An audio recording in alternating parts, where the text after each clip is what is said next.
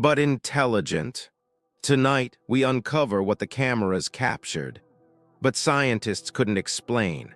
What hovers above molten lava, what leaves perfect circles deep in the woods, and what breaks apart in the sky, then vanishes like thought. You're not just watching stories, you're entering encounters. This is X-Sight, and what you're about to witness may stay with you long after the screen goes dark.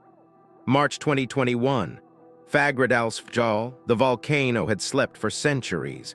Snow crusted its ridges, moss blanketed its cold shoulders. Locals passed it without a second glance, just another silent sentinel among Iceland's many giants. But on one night that silence shattered. The ground trembled. A dull roar echoed from beneath, low at first, then rising, swelling like something ancient stirring from below. Then came the light. A wound split the earth open. Lava surged upward in a glowing arc, spilling fire into the frozen sky. Ash bled into the atmosphere, curling in black veins through the moonlight. A live camera feed, set up by geologists to monitor the eruption, caught it all. But the lava wasn't the only thing that rose. Through the thick curtain of ash, two orbs emerged, soft at first, like flickers in the smoke. Then they sharpened, defined, floating, blue. Their color was unnatural, not the yellow of flames, not the red of magma. It was cold, electric, the kind of blue that didn't belong in fire. They hovered above the crater, motionless, not buffeted by wind, not shifting with the smoke. Perfectly still, perfectly watching. Scientists estimated the temperature near the vent at over 2,200 degrees Fahrenheit, hot enough to melt metal. The orbs didn't blink, they didn't flicker. They simply existed, untouchable. Zoomed-in footage revealed more. Their shape was smooth, without edges. A gentle glow pulsed beneath their surfaces. They weren't blinking like airplane lights. They weren't dancing like sparks. Their glow was steady, intelligent. Time passed, the volcano hissed, and the orbs remained 30 minutes. No movement, no sound, not a drone, not debris, not natural, not explainable, just there, watching. And then, just as silently as they came, they faded, swallowed again by smoke and distance. But the questions, those remained. This was not the first time Earth's fury met something stranger. Thousands of miles away, in the lush wilderness of Costa Rica, Arenal Volcano had told a similar story. Tourists, scientists, and locals alike had witnessed orbs of light, golden, white, even blue, rising from the ash. Some moved with purpose. Others danced along the plume, swirling like curious beings inspecting a furnace. They were filmed, studied, debated, but never explained. And south of the U.S. border, above the mighty Popocatépetl in Mexico, cameras captured even more strange behavior. Not once, not twice, dozens of times. Footage showed glowing objects diving directly into the volcano's mouth, then re-emerging hours later from impossible angles. Some hovered, some spiraled downward as if called by something within. But none followed the laws of aviation. No wings, no propulsion, just gravity-defying motion and deliberate silence. Darcy Weir, a filmmaker and UFO researcher, had seen too much to ignore. "These lights," he said, "they aren't random. They come when the Earth awakens. When it releases energy. When humans step back in fear, something else steps closer." He called it a global pattern, and the pattern was growing. One theory, energy harvesting. A single volcano can release the energy equivalent of millions of nuclear bombs. If UFOs, if something, needed power beyond our understanding, wouldn't they tap into nature's core? Another theory, access points. A volcanic crater is a door, a perfect hiding place, a natural fortress, a no-man's land where no plane dares fly, no ship dares anchor, no soldier dares enter. A network of tunnels, pressure chambers. Magma tubes stretching for miles beneath the crust, unknowable, unmapped. And who would build there? Not humans, not animals, only those who do not fear the fire. What if these orbs are not just watchers, but residents? What if they come not to observe, but to return, to a home not above the earth, but beneath it? In the search for truth, even the impossible must answer to science. Could the mysterious blue orbs seen over Iceland be a natural phenomenon? Could it be blue fire? In parts of Indonesia, far from the icy silence of Iceland, a strange glow rises from the volcanic slopes of Kawah Ijen. It is called Opi Buru, blue lava, but it is not true lava. It is sulfur, ignited and burning at night, producing a surreal neon blue flame that slithers along the rocks like liquid lightning. Some scientists watching the Iceland footage wondered, could this be the same thing? They studied the color, the intensity, the behavior, but Opi Buru clings to the ground, it seeps and spills, never floats, and it burns low along the Earth's skin, not high above it. Iceland does contain sulfur, but not in the same way, not in the same heat, and certainly not in shapes that hover in the air for half an hour unmoving. One expert zoomed in. He noted something peculiar. The orbs, though glowing, seemed flat at the bottom. Could they be resting on distant hills behind the crater, not floating at all? If so, why did they glow? And why only during the eruption? Blue lava in Iceland is extremely rare, almost unheard of. And this wasn't lava. This wasn't fire. This was something else entirely. Even in a world of molten rock, not everything can be explained by heat. Sometimes the light is not from Earth. Summer 2020, Devon, England. Ben Landracum wasn't chasing mysteries, he was camping, alone. The forest stretched around him like a green cathedral, thick, damp, and still, but something was wrong. There was a weight in the air. A silence that didn't feel natural. He walked deeper into the trees. 15 minutes from camp, the path narrowed, branches clawed at his sleeves. The sun dimmed beneath the canopy, and then the forest opened. Before him lay a perfect oval, an open wound in the woods roughly 60 feet wide. Trees were flattened outward, spiraling from a center point like the blast zone of an invisible bomb. But there was no fire, no charring, no smell of smoke. Some trees stood untouched, mere feet from others that were snapped at the base, twisted like paper. The ground was dry. There were no tire marks, no tracks, no tools, no sound. Ben turned on his camera. His hands were shaking. He circled the crater. It was too clean, too quiet, too deliberate. He had worked in landscaping for years. He knew what human machines did to land. This was not that. He posted the video. Within days, it spread across the world. Some called it fake. Others saw something deeper. Experts compared it to crop circles, those eerie patterns pressed into England's fields by unknown forces. Others recalled Rendlesham Forest, just hours away, where soldiers in 1980 saw lights descending into the trees.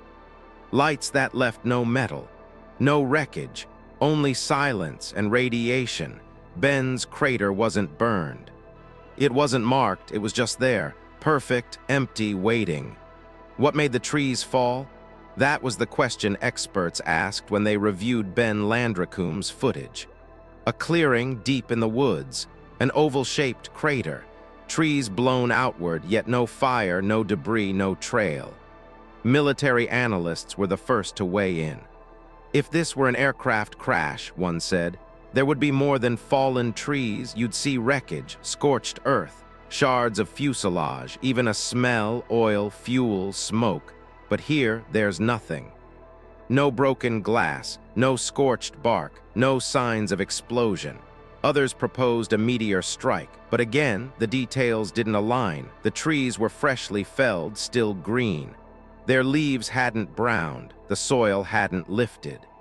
If a meteor had hit, it would have carved a deeper hole, scattered earth like a cannonball. This was too clean. The wind became the next suspect, a phenomenon known as a microburst, A sudden downdraft from a thunderstorm hitting the ground and fanning outward like an invisible hammer. It had been recorded in places before, flattening fields, knocking down walls, uprooting trees. One meteorologist reviewed the radar history from the day of Ben's discovery. There had been storms, heavy ones, flash floods. She studied wind patterns. She found evidence, winds reaching up to 90 miles per hour. It was possible. A microburst, she said, could explain the spiral pattern, the silent strike. But Ben disagreed.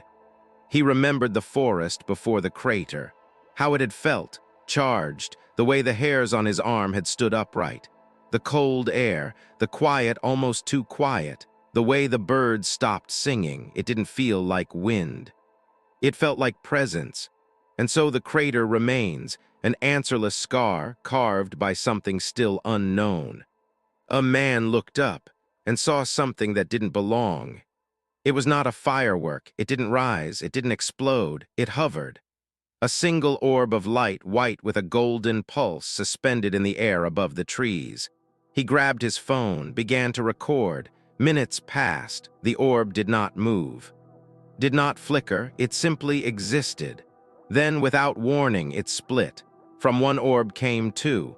A second one shot upward while the first drifted downward, like droplets of light escaping from something greater. Voices filled the recording. "So, my God, there's two of them. Wait, look, a third one's coming out." The crowd gasped. In the night sky, 3 orbs now moved, dancing like satellites around an unseen center. They pulsed, they shimmered, they spun without sound, no wings.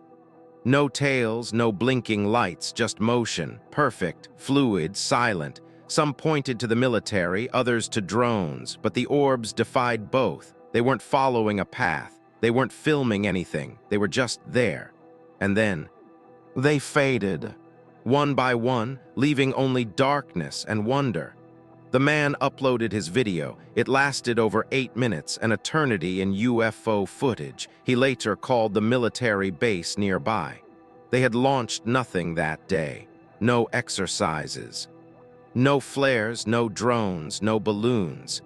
He replayed the video again that night, over and over, slowing down every frame, and he began to wonder. Was he just filming something strange? Or had something been watching him as he watched it? 8 minutes of footage. That was what set this case apart. Not the shape of the lights, not the lack of sound, not even the strange way they multiplied. But the time, most UFO sightings last seconds. A flash, a streak, a blur. But this was different. The orbs stayed. They moved with care, purpose, almost curiosity. Journalist Alexis Brooks, who had studied hundreds of similar encounters, offered a thought many dismissed too quickly. She said, "When sightings last longer than 5 minutes, something deeper may be happening. Not just observation, but contact." She described a phenomenon known in UFO research circles, non-conscious contact. A form of communication not through words, not even thoughts, but through presence. A silent exchange. One the witness might not even realize is happening. Could the man, standing barefoot in his backyard, recording lights in the sky, have been chosen? Could the orbs have appeared not just by chance, but by intent? And if so, why him? The camera trembled. The voices in the background faded. Time seemed to slow, and for one moment it was just him and the lights. No fireworks, no laughter, no answers. Only a silent question burning in the dark. In the days that followed, analysts around the world examined the video. Mark D'Antonio, a respected image analyst, took it frame by frame, pixel by pixel. He ruled out the obvious, not birds. Birds reflect light differently. Their wings flicker, their shapes shift. Even at a distance, a trained eye knows. This wasn't that, not drones. Drones obey laws, they flash in patterns, they need signals. They don't hang in the air and multiply, not meteors. Those blaze and vanish. A second, then gone. These stayed. They pulsed. They behaved like they had reason. Eventually, D'Antonio offered a possibility, a weather balloon. He theorized the balloon might have split apart, its attached parts drifting off. The lighting, he said, could play tricks on the eye, turning fabric and shape into something other. But even as he said it, his tone betrayed doubt. Then came a stronger rebuttal. Deanna Hentz, an atmospheric scientist, reviewed the same footage. "No," she said simply, "not weather instruments, not a balloon." She explained that weather devices don't emit light. They descend slowly, usually with a parachute, and the weather station nearby had reported no launches. The witness himself had already checked. The sky that night was empty except for what he saw. So what were they? A reflection, a trick of the eye, a mistake in perception, or something real, something watching, waiting, and revealing itself only when the moment is right? The experts could not agree, but the witness never changed his story. To him, it was clear. He saw something real, and for 8 minutes it saw him back.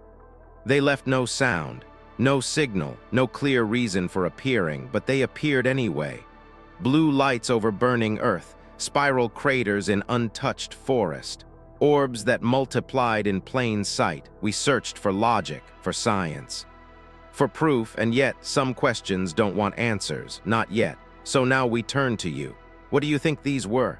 Natural events, secret tech, or something not from here? Leave your thoughts in the comments below. Because next time, when you look to the sky, something might be looking back. This is X-Sight, and the mystery is only beginning.